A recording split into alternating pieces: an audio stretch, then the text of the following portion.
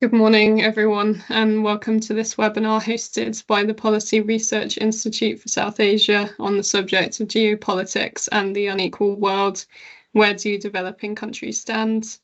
My name is Dr. Mary Hunter, and I'm a Director of Research at PRISA. 2024 was dubbed a historic year for elections, with half of the world's population going to the polls.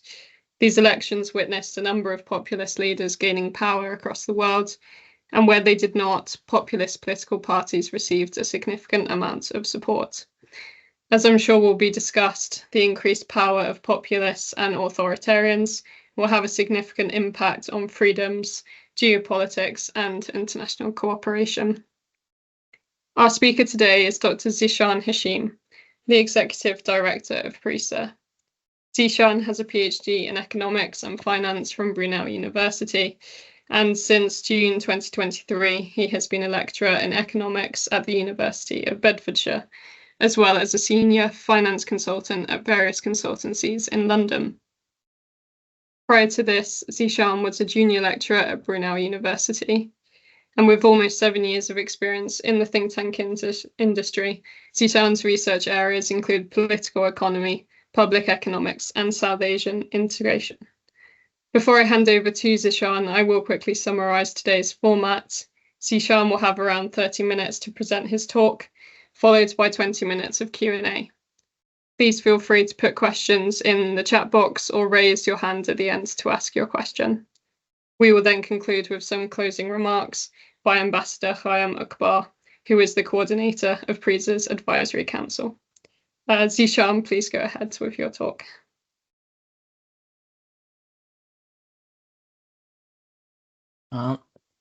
Thanks, Mary. Thanks for introducing me. And I'm going to share my slides and then I would start. And please confirm you can easily see the slides, right, Mary? Yes. Yeah, we can see the slides. So thank you, everyone. As Mary told you, my name is Zeeshan Hashim. I'm Executive Director at PRISA Institute, London. And today we are going to discuss especially about the geopolitics and the polarized world in which we are living now, and how this polarized world is affecting developing countries and including the small countries as well. And there are two main objectives of today's presentation. One is that this is the project, we are working on it, and we want your feedback. So it's not yet complete. So today's event will help us to improve our work. And the second thing is that the PRISA Institutes, we want to also clarify our position in this geopolitical tension around the world, where we stand. And total slides I have, these are around 28, but I will want to finish my presentation within 30 minutes. So some slides I would be fast and some slides I would be more explaining. So what's the problem? Means today we are going to talk about is that the world is changing, and the global order, which was shaped by the United States and its partners, after the Second World War during the Bretton Woods system, means this global order was shaped by the United States and its partner. And now this global order is being disrupted by the same force, which is the United States. So what's happening is that long-term partners are being overlooked, and it is causing global imbalance. The other problem is that the rule-based world order, which I will explain what was its benefit, is also facing a critical crisis. And we are expecting that if this would happen, it's possible that we will move towards a world in which might is right would be considered as the morality at the international level. And what the Singapore defense minister said, that's making some sense. United States image has changed when the global world order was established by United States. So that time United States was like a liberator. And after that, especially start of this century, United States became great disruptor. And now the United States is like a landlord who is seeking for rent and saying that if you will not give me the rent, I will put tariff on you. So this world we are living, and how it is affecting the geopolitical situation is that, so this is the data from Global BlackRock Geopolitical Risk Indicator. And the idea is that the world was already fragile before the President Trump, and which we will discuss what was the reason. But the thing is that historically the world was not at that level. The fragility level was very low. So, I mean, for example, during the World War I and World War II, the fragility level was very, very high. The geopolitical risk was very high. And when the Bretton Woods system was established, after that, world was quite stable. You can easily see that. There were some periods like which was causing disruption at the global level, but overall, the geopolitical level was, I mean, geopolitical risk was very, very low. And this was mainly because this is the period when means global world order was established. And after that means this is the period before the financial crisis, the geopolitical risk was very, very low. And then 9/11 happened and geopolitical risk increased. But after the 9/11, again, it went at the very lowest level. And now we are here, but we are expecting that if it is going, I mean, global world order is going to decay, it's possible that the geopolitical risk will go at the peak like it was before the world order.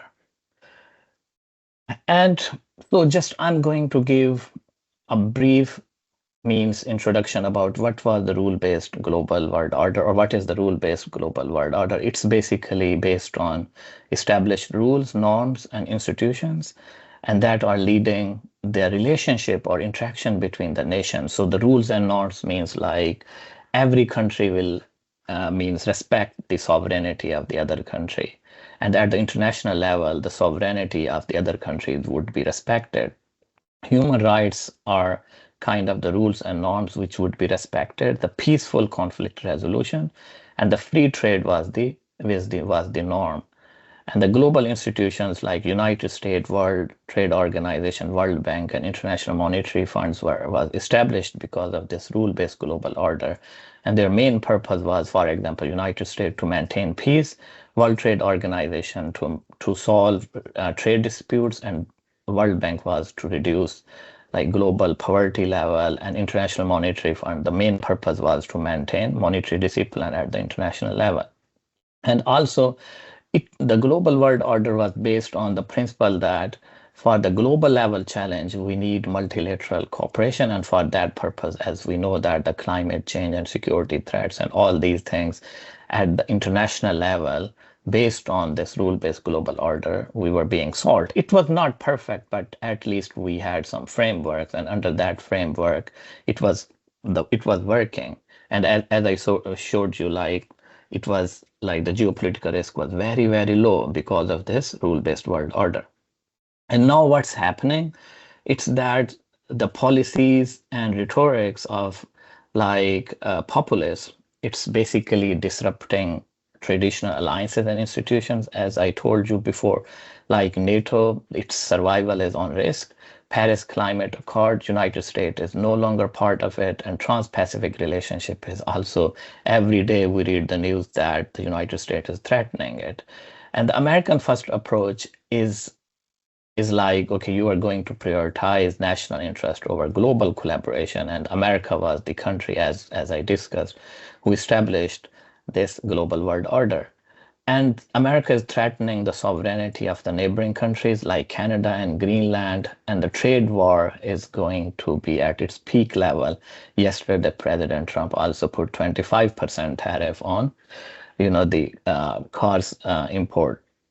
And also like the international diplomacy and the values and norms, like means humiliating Zelensky was kind of the things everybody means who believes in international diplomacy. We were surprised and we were sad about it. So what is happening actually, if the global political risk would increase, one is that the geopolitical tensions will increase. and United States. So the tension between major powers would also go up, like United States, Europe, China, and Russia. They will be in the form of fighting each other. Regional conflict would increase, and economic instability, and the multilateral institution, as I talked about, means their survival would also be, and also the effectiveness would also be on risk.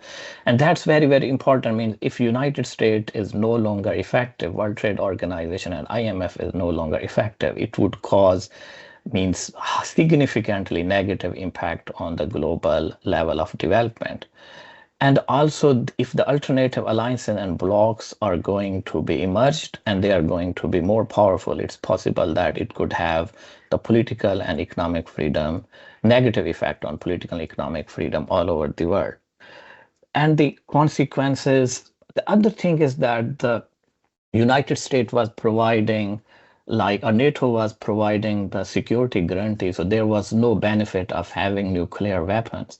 But now everybody is saying that if Japan had nuclear weapon, Japan was more safe. So Japan trusted United States security guarantee, and everybody is saying that if Ukraine would not give up, like, its a nuclear program. So it's possible that now the Ukraine was in a better situation against Russia. So now the benefit of having nuclear weapon is increasing over the period of time. And the cybersecurity threats are increasing. And it's also, we are expecting that the migration crisis and human rights violations would increase. And similarly, in last week, you have observed that even in United States, human rights violations are at the peak level. And the negative effect of this, we could also feel like that at the global level, democratic values would be in the declining. And we are already facing the third wave of, you can say, the democratic decline globally. So this means would cause also further decline. So now the problem in today's discussion, we are going to discuss what's the future of the small countries. And here I'm going to use the term small countries for both kind of the countries, like the countries whose economic size is small, like the developing countries, or the countries whose population is small, because in terms of effect of the geopolitical situation on whether you are developing country or your population is small, quite same. And the larger countries are those countries whose economic size is big, like the developed countries, or whose population is big, like India, for example. So the change in the geopolitical situation is largely in favor of the larger countries, but it's not in favor of the small countries. How this is the situation I'm going to discuss with it. So the first problem is coming from industrial policy. The world is becoming more protectionist. And we are talking all about the industrial policy and the discussion, that it was initially started by Donny Roderick, and the people like Roderick and others, now they are unhappy that, so they were wanted the industrial policy to protect some industries, but now they're unhappy that the populists took this like narrative and they are going to protect every industry in the country in the way that they are going to deglobalize the world economy. And the industrial policies are basically the state-led government programs such as the trade protection subsidies or tax incentive and R&D funding. So the basic objective is to protect the local economy and also going against the globalization. And why this is causing the problem, before that, I want to discuss about why the globalization is very, very important, not only for small countries, it's also important for the large countries. So here we see this is the history of the globalization, and we can see that so globalization was at like quite peak start of the 19th century, start of the 20th century, last century, and then because of the World War II, it declined. And after the world order was established, it went increasing, and now it's at the peak level. But in the last 5-7 years, especially after the Great Depression, especially after the financial crisis 2007-8, so it is kind of stagnated. It's not like increasing at the same level it was before you can say that the financial crisis. So but the globalization was very, very beneficial for everyone in this planet. On this planet, especially the poor people. So now you can see that in 1990, or if I go, for example, the time before the world order was established, so that time the poverty level, the global poverty level was more than 70%. So according to some estimates, it was around 80%. And now means it is around 7%, or according to some estimates, 9%. And the data I have provided with it, excluding China and excluding India, and still we feel like it's around 8% or 9%. And also, according to some estimates, it's 7%. So this is the lowest level of the poverty. And you know that when the globalization was declined or stagnated, so the decline in the poverty level is also stagnated. So the other thing is that it was not only good for the poor people, the globalization was also good for the poor countries or developing countries. So you could see that on the x-axis we have the GDP per capita in 1950, and the GDP per capita on the y-axis we have at means it is the GDP per capita in 2016 based on the available data. And you can easily see that only there are few countries means who became poor after 1950. There are just few, one, two, three, means Afghanistan. And these are the countries which are facing civil war or very bad kind of the security problems. But the other countries, they became richer with compared to their level in 1950.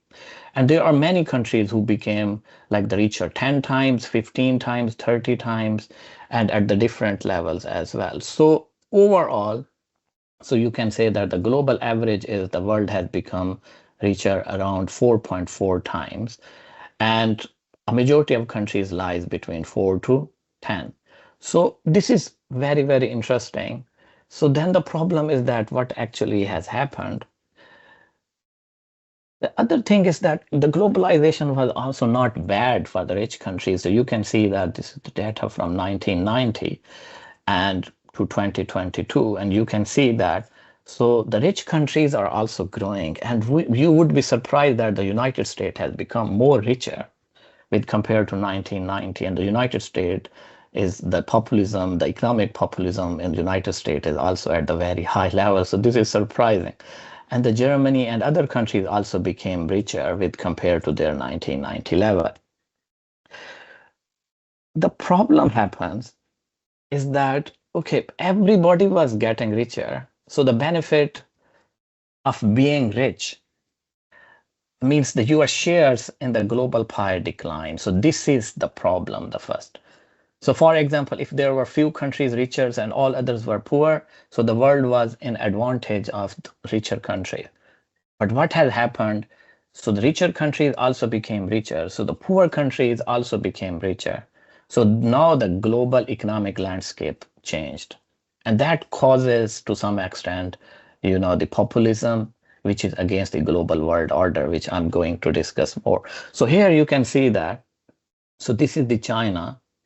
And with the passage of time, China became means the at the base of purchasing power parity. So you can say that the largest economy, and this is, for example, the European Union. European Union is declining in its shares at the global level, and the United States is also declining and the United States is getting richer, but at the global level, when the pie became bigger and other people also take part in the pie, so the shares in the global GDP declined. And also you could see that the India, it's also increasing. And and the trajectory is increasing, China trajectory is increasing, but European Union and means you can say that the United States, the trajectory is declining.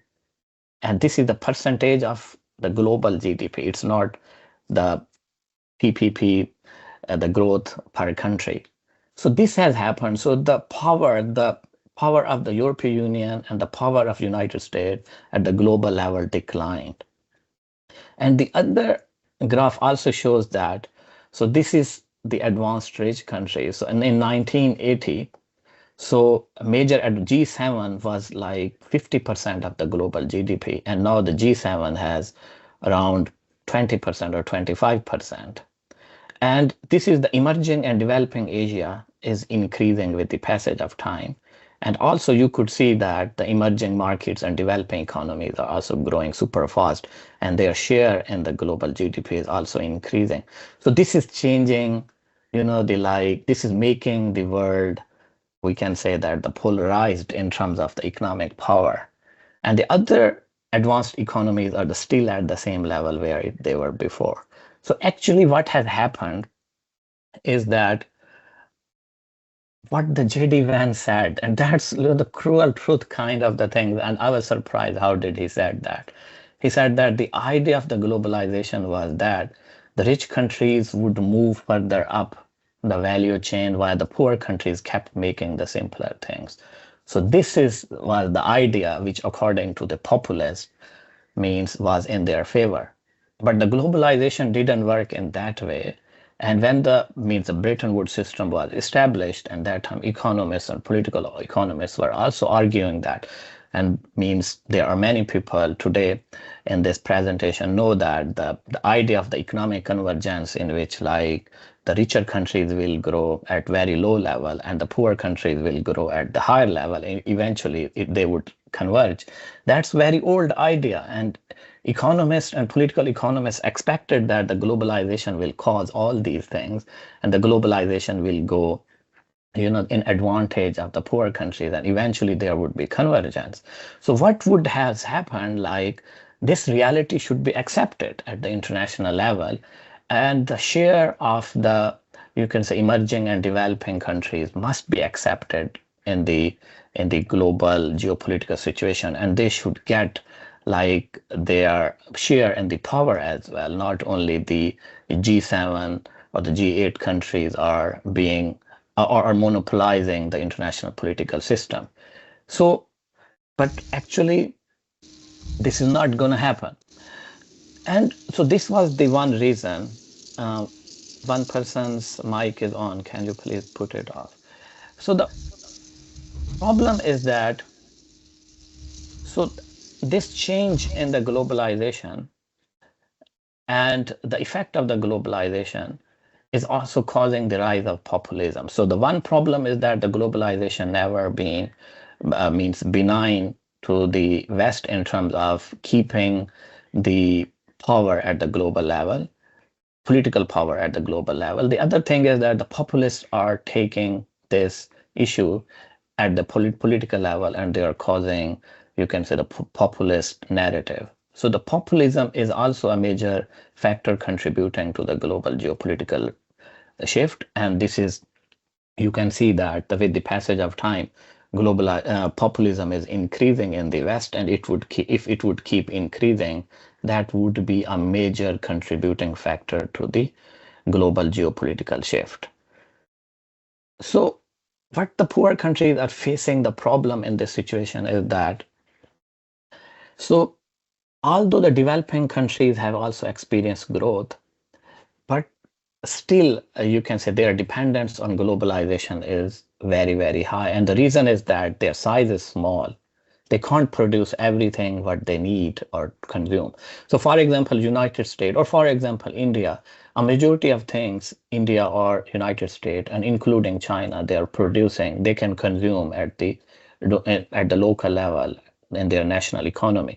But if you are a small country, you can't produce everything what you need. And also your dependence on the export is also very high in terms of finding a new market, and that would also impact on their growth rate. So their dependence on export and import is high, making them more connected to the global economy. And at the same time, they are more vulnerable to the risk associated with globalization. And means their bargaining power in the global economy is very, very low. And at that situation, they want the globalization. And And this is one example I'm giving, means, for example, why the developing countries need globalization is that still we believe that in the last century, the highly successful growth model was the export-led growth model. And many countries like the South Korea, Taiwan, Hong Kong, and Singapore, they developed basically because of export-led growth model. Even China and Japan and Germany was developed. So they were producing a lot and then they were selling at the global level, and that made them richer. But with the passage of time, if that means global world order is kind of protectionist, or the global world order is going to decay, and means the trade is no more free trade, and the protectionism is in policy at every country level. So in that way, many countries who are struggling and who are trying to find a growth model through their export, they would not be able to follow this path. So for example, Bangladesh is trying to become means like Bangladesh is trying to adopt export-led growth model. Vietnam is trying to do, and surprisingly, Vietnam is being another success story with the passage of time, and that's also the export-led growth model. So if trade war starts, it would not be possible for the smaller countries to become rich in that way. And the second challenge the developing countries are facing is that the world is becoming more and more hostile. And in this hostility, who is powerful is not going to accept that the weaker has the equal right.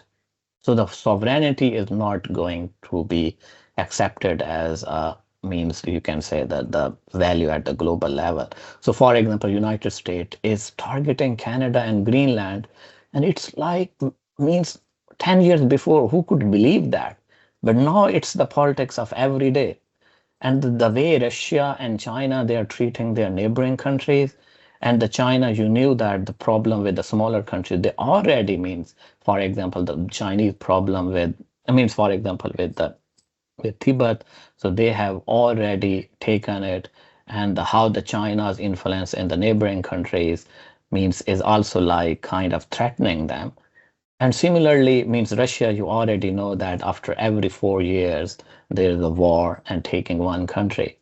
So this is, and if the global world order go declining, so this would be an advantage of like the bigger countries like Russia, China, and even United States, and also in the region, in the South Asia, the India as well, because nobody would accept that the smaller have the same rights like the larger country. So now the smaller countries are struggling to find alternative, and they want to diversify their geopolitical and economic risk. And also it's the competition, and you can say rivalry between the larger nations is also increasing. So smaller countries are trying to find their partner. They could feel like, okay, if we join Russia, whether we would be safe. If we join China, whether we would be safe. If we find United States power, whether we would be saved. And every country is not going to give the signal like you would be saved, because every larger country is saying that we want rent from you. And if you will give rent, so then you could be safe. So now, because the PRISA is highly focused on South Asia, so if we are going to talk about what's happening means in South Asia, changing the geopolitical risk. One thing is that the remittances dependence in South Asia is very, very high. Foreign aid dependence is very high. South Asia's regional trade is very low. So it's around 5%, but South Asia is depending a lot in terms of export dependence on the developed Western countries. Still, United States and European Union is the biggest export market for the South Asian countries. And the US and European unions are balancing the effect of China and India in the region as well. And the political and economic freedom level in the region is already low. And the smaller countries like Nepal and Bhutan, they are more in disadvantage if geopolitical crisis starts. So if, for example, in the new world, or for example, developed countries, if the populism is going to win in future, and the migration, international migration, is no longer, you can say, a robust source of remittances for the, you can South Asian countries. So South Asian countries would face a lot of problems, just like I'm going to show. So you could see that around 10% is the foreign aid these countries are receiving. And if foreign aid is foreign aid is going to be stopped, and which is more likely it would stop. Even, I mean, for example, United States already stopped the foreign aid, and the European Union is transferring more and more money towards, the defense. So we are expecting that the foreign aid would be at the very lower level. And you could see that a majority of countries, many countries in the region, their foreign aid dependence is more than 5%. So some are around 10%, and some countries were like Afghanistan it's around 15%. So the other thing is that so their dependence on means you can say the global world order is very, very high. And the other thing, if we look at the remittances, like the money, the migrants they are sending to their home countries, and you could see like the South Asians are also getting on average around 8 to 10%. So Nepal is 25%, and this is the official, and also the Pakistan and Sri Lanka. So this is official because non-official channel are also very active. So that's why, according to many estimates, like for example, 5% and 10% more means you can say that these countries are receiving. So Nepal's informal remittances are at very higher level, and Pakistan and Sri Lanka also at the higher level. So if we even believe on the official statistics, we could see that the dependence is very, very high. So, so this makes South Asia highly vulnerable to the change in the geopolitical situation, and especially change in the world order. And so what's the future? Is the populist wave reversible? Because my opinion is that if populist wave go you can goes reversed, it's possible that the means you can say the global world order would be restored in future. But if the populist wave is going to be increased with the passage of time, so then you can say the geopolitical risk will also increase, and there would be no stability in the global world order. So this is from my research, means it is published. It's going to be it's accepted for the European Journal of Political Economy, and it would be published within 1 or 2 months because it's in the publication phase. And means I was working on the data and I realized that, and it's the theory I'm also working on with Jan Fiddermog, like the political ideas are also like a waves. They are like the fashion. You could see like feel like you can say sometimes at the global level where the democracies are. So sometimes the center, sorry, right is winning. Sometimes left is winning. So this is left is winning, and the right is declining. And here right is increasing. Now we are living in the world in which rightists are more strong and leftists are weak, and the centrists are at the very lowest level. So the center we always need. There's a very great book we need to read. It's the why that we need the center. So if this theory is like acceptable, and which is like the ideas are like fashion, and with the passage of time their time is like gone, so we are also expecting that this is the populist wave, and after some time when it goes with a test of the time, it will go declining, and the world would, the West especially, would back to the, you can see the center, or center right, or center left. So there's a still hope. So at the end, so these are my 2 slides at the end. So what our report is going to suggest to the small and developing countries, the first thing is that they should embrace realism, so that they are not living in an idealistic world. And they need to find new partners and find synergy and diversification. And they need to find the partner, like, for example, partner, they could be partners to each other, or they could find the partner, for example, European Union, who is still like kind of not hostile to the small country. They could find partner, and they could find synergy in it. And the European Union is also trying to make, like, if United States is not going to take responsibility of the world order, at least they could you contribute in that way, even though they are trying very hard to protect themselves. I mean, the European Union as a one region, but they could be a good partner for the small countries, because European Union still holds like the democracy as a means, so the main value. of their, you can say, the political and economic narrative. And the second thing, means this PRISA is like promoting since its establishment is that the regional integration in South Asia for the small countries, it's very, very important because the blocks makes you bigger and your collective bargaining power increase. And it also helps the countries to trade with each other in your bloc, and then you can gain your competitive advantage. So just like European Union means all these countries in the European Union, these are very small countries, but when they became one bloc, so their power increased, collective power increased. And so South Asia could take European Union as an example, or also the ASEAN as an example. But European Union could be a good example because European Union provides like the integration at the political, economic, and social level as well. And they should raise their voice for a rule-based international world order, and that's their need. And if they will go for its advocacy, so they would be an advantage.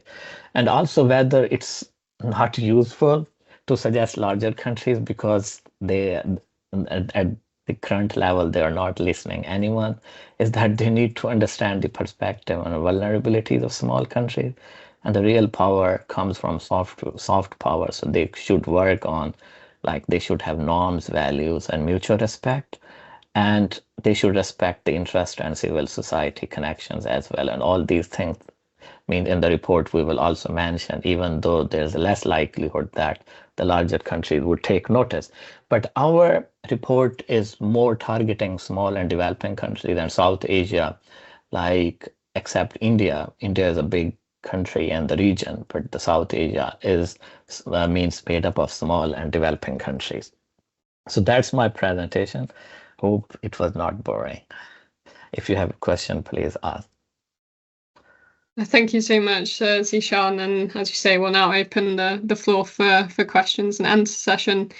Please raise your hand if you have a question, or alternatively write it in the chat box. I'm having some issues opening the chat box, so maybe if Zeeshan can just keep an eye on that in case there are some questions in there. Before I go to Uma's question, I'm just going to kick things off, if I may. One of your recommendations is that smaller countries should raise their voice for the international rules-based order, which of course I completely agree with. But as you mentioned, the events of today kind of call into question the commitment of powerful Western countries to this order, as well as the commitment of non-Western countries, as you mentioned, like Russia and China. But in the context of South Asia, obviously, we see human rights abuses and issues with political systems. So I kind of wanted to play devil's advocate and ask, can anyone legitimately champion, the international rules-based order at the moment?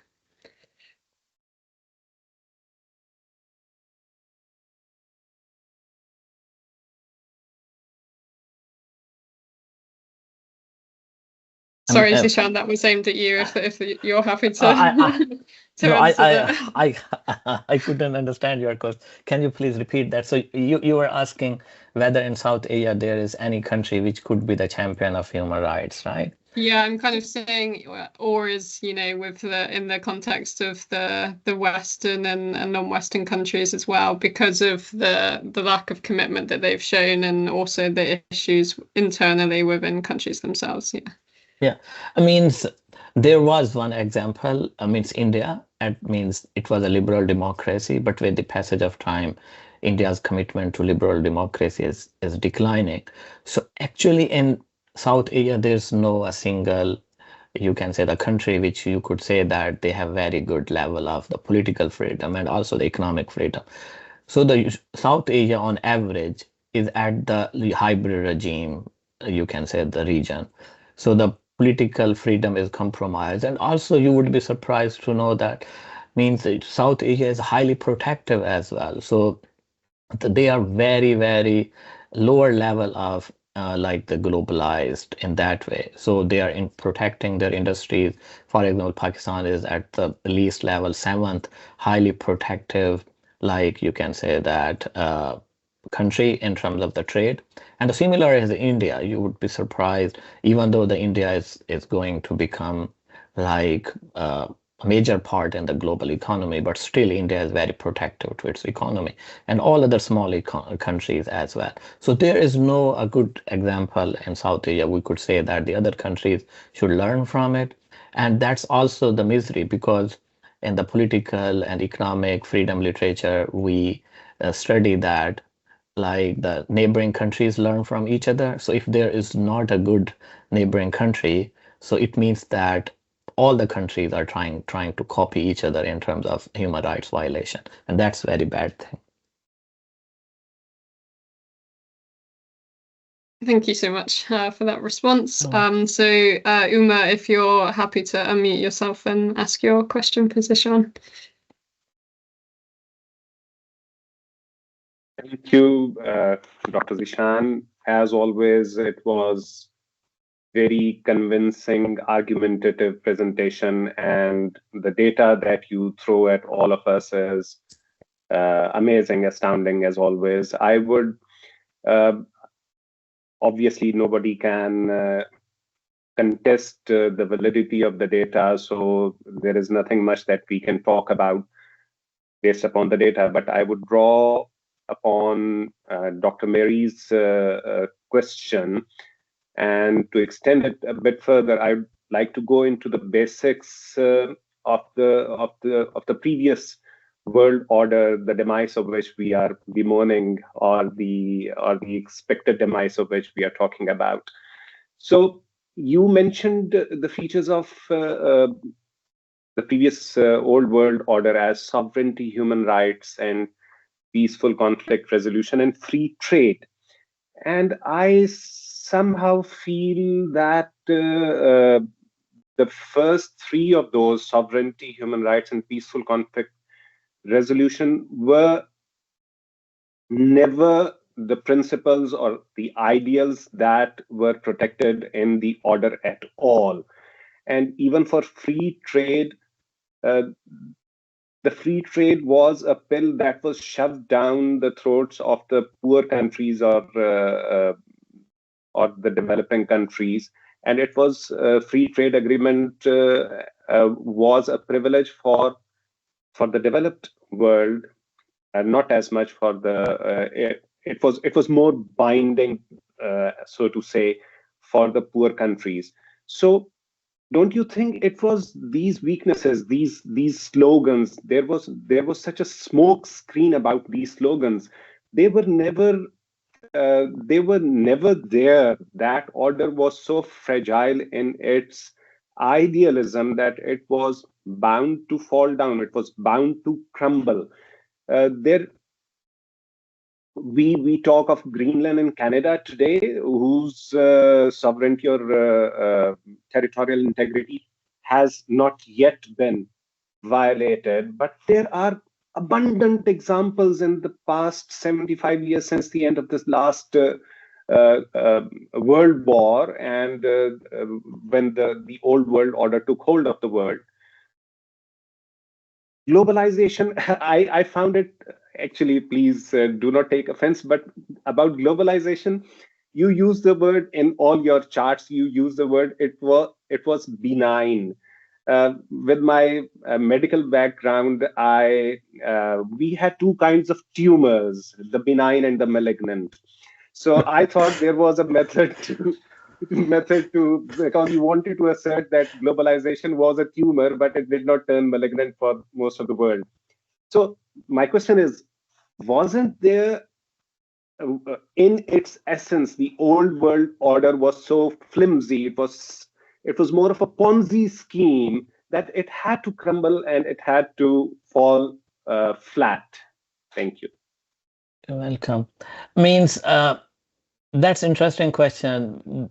One thing is that like I'm in the foreign policy literature, or like you could say that international relations, I'm more the person who is in the middle of realism and idealism as well. And the world was also in the middle. As I showed you, the geopolitical risk level was very, very low. It was not my opinion. It's the data which explains. So the world was not ideal 100%, but it was like at least means at the global level, the world was more peaceful. And there were some violations from the rich, or you could say that the larger countries or powerful countries, but their numbers was very, very low. And also at the international level, they were being criticized as well. And they were accepting, like they were not saying that, okay, because I'm powerful, I could do anything. So the world was not 100% idealistic, but with compared to all the time we lived on this planet, that was the best of the time in terms of the peace and in terms of the prosperity. One thing. The second thing is that as I showed you the data, it was not my personal opinion. I showed you the data that so the developing countries were more in advantage than the developed countries because of the globalization. And I showed you how they became richer and how their share in the global economy has increased. And you could also see that that's also making many populists in West very, very angry, like why this situation was happened. So this was also not my opinion. And the other hand, the situation could be opposite as well, because it's possible that, because I know that in the developing country, there has always been, according to some people, a narrative that so the world is not in favor. But if you look at still, if you look at the data, you would find out that the developing countries are highly, highly protective, and the developed countries, the Western developed countries, have been very, very open. So it's opposite. If globalization was kind of, you can say that the like a cancer, the tumor to the poor countries, the situation was opposite, and that's many people, the populists, they say that okay, we were very open in terms of the trade, in terms of the human rights and other things, but why the others were not so open? So still you feel like so the South Asia wants like the West should be open, but South Asia means doesn't want to be open for the countries who are in South Asia and for others to like you can say that trade with them. So in my opinion, you know, the globalization was more in favor of the globalization was in favor of everyone, but it's not the case that it was like a tumor for developing countries. And I showed you the data, and that data was not generated by me. So that's the data from the robust sources as well. Thank you for that. I think that there was one question in the chat box that was asked earlier on, Zeeshan. I don't know if you are able to access that if you want to address that question. Sure. But otherwise, if anyone else has any questions, please do raise your hand. So are not these the concept of the book Capitalism? I don't think so that because that book is more about the inequality, which is like the micro level data and some other things. So geopolitics and all these things are not part of it. And also, according to the Thomas Piketty, it was more about so the globalization was in favor of the rich people. So what I was talking, it was a bit quite opposite to him. Another question, I'm wondering if the South Asian banking crisis had any impact on the dynamics you discussed in the presentation. What is how it is related? Can you please explain the question? I couldn't get that. The Asian financial crisis was something different. It was like they were more open in terms of like the capital inflow. And with the passage of time, they realized that that policy was not working. So when they stopped capital inflow, so then there was a crisis at the in the Asian financial system. So that's totally different. That's not related to what I was saying. No, obviously it's not related, but I'm wondering, you think that the effects of this crisis, which are clearly related to a lot of things that are in the background of what you've been discussing, I was just wondering if, in your opinion, there is any time of any kind of longer term effect, or because we know the systemic risk, when it materializes, it changes the dynamics of economic growth, of the dynamics that relate to the quality of life. There is a lot of impact, right? So I was wondering if this, as the aftermath, not directly the financial crisis obviously, but the aftermath of that, and how this affects societies. And since you're really more, I I know there is a lot of impact in Europe, right? That's from the research that I do, and you know this to some extent, right? But I was wondering about Asia because I have absolutely no expertise in that geographical area. So I was just wondering, there is clear impact on emerging countries in Europe, but what do you think about Asia? Or maybe there is a different dynamics, and that's very interesting as well. So Yeah, Martha, thanks explaining this question. Now I got it. So means after the Asian financial crisis, so the export-led growth model was changed. So before this crisis, the idea was that if, for example, the countries are globalized at the financial level as well and the goods and exports sector as well, so that would be an advantage of them as well. So the developing countries were more in favor of the globalization, whether the globalization was export-led or also the capital. But after this crisis, so they got the message like, means if they are going to open at the level of the financial globalization, that would go against them. So that's why after this crisis, so China closed its financial sector at the global level, and means you can say East Asian economies, especially still, you know that the financial level they are not at globalized because they feel like they couldn't face the systemic risk. This made you can say the mind of the developing countries that they are not safe in the globalized world because just changing the geopolitical risk can reverse the capital into the rich countries. So then they close themselves in the financial markets, but in the export sector, they remained open. But import, they were facing the same, you can say, the strategy, the growth model, which was Japan was following, and also like Germany was following, and also to some extent United States followed, is that until their economy is not rich, they should not open for the import. So they followed. So that's why the globalization was in terms of the West was more open in terms of the capital market.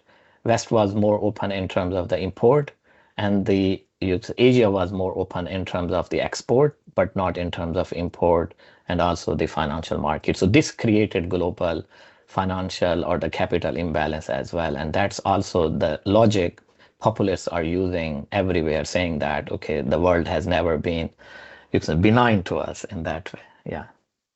I think that's the question, and I answered yes, it. thank you so much. Yes, Yeah, thank you you. are welcome.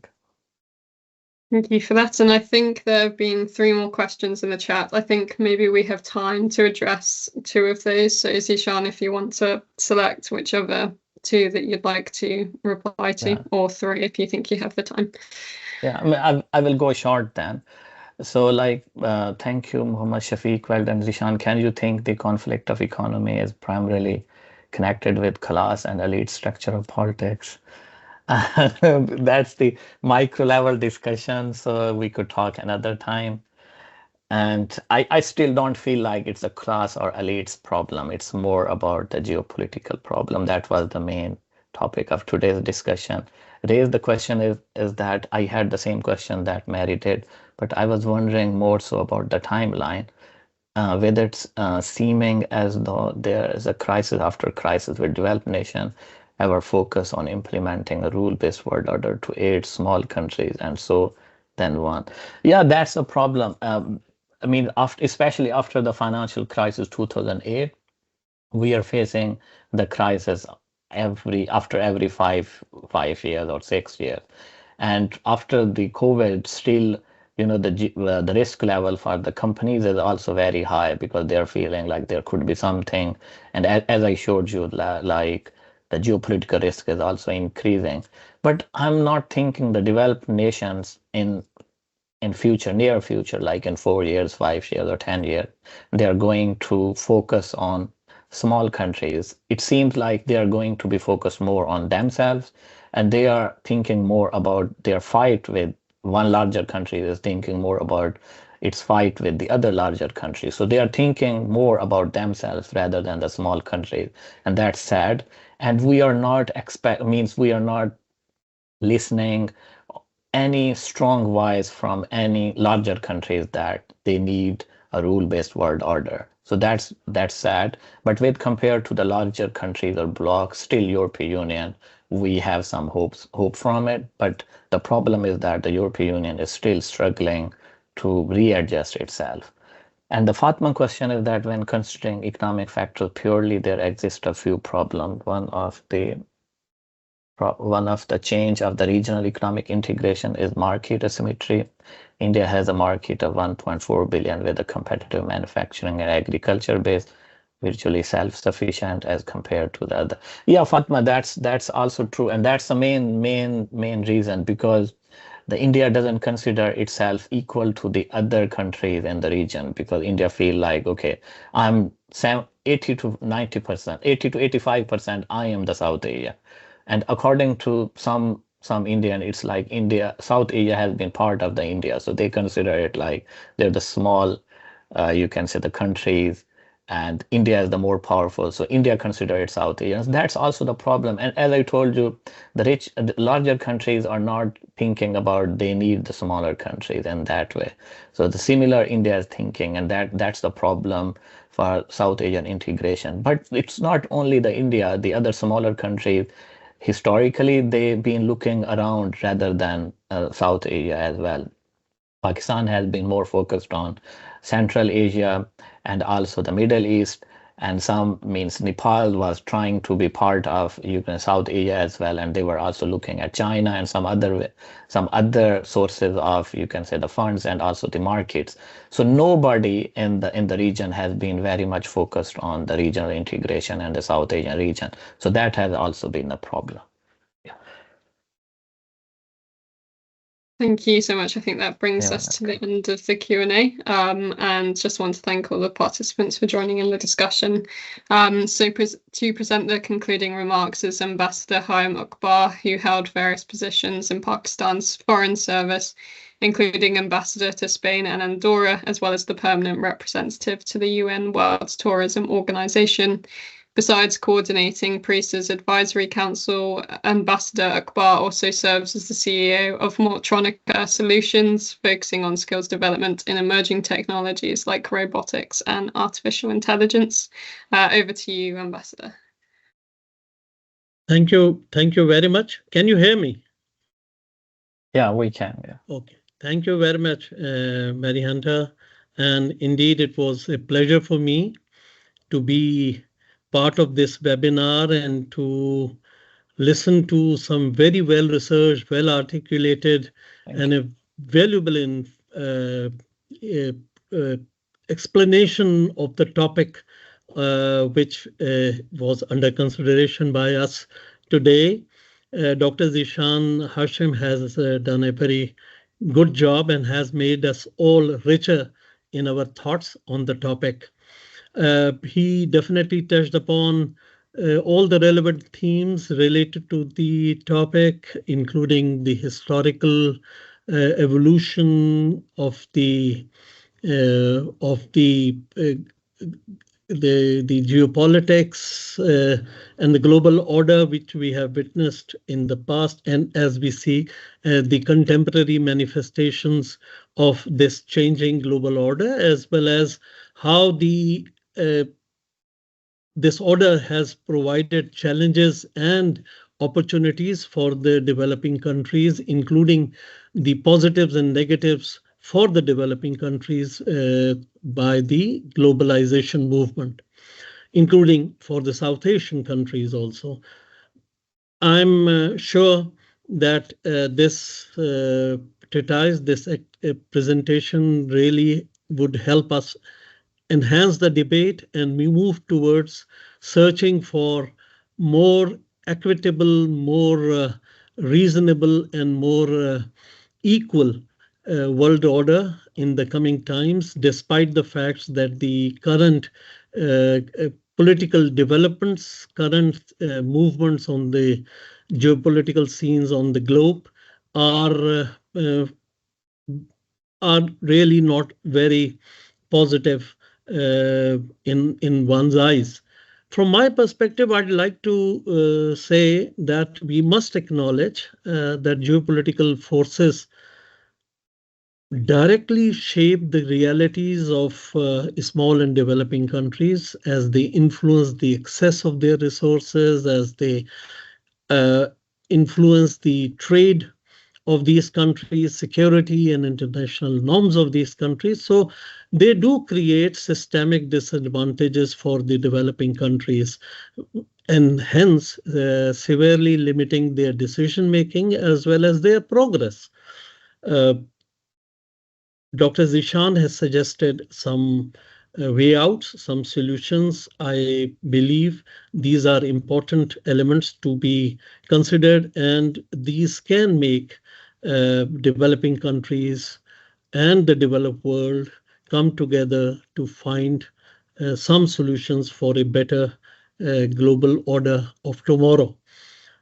I believe that developing countries are pretty resilient nations. They do lack in resources, but they have the capacity to, if getting together, if they could get together, they can influence the movements of the global order in a impactful way.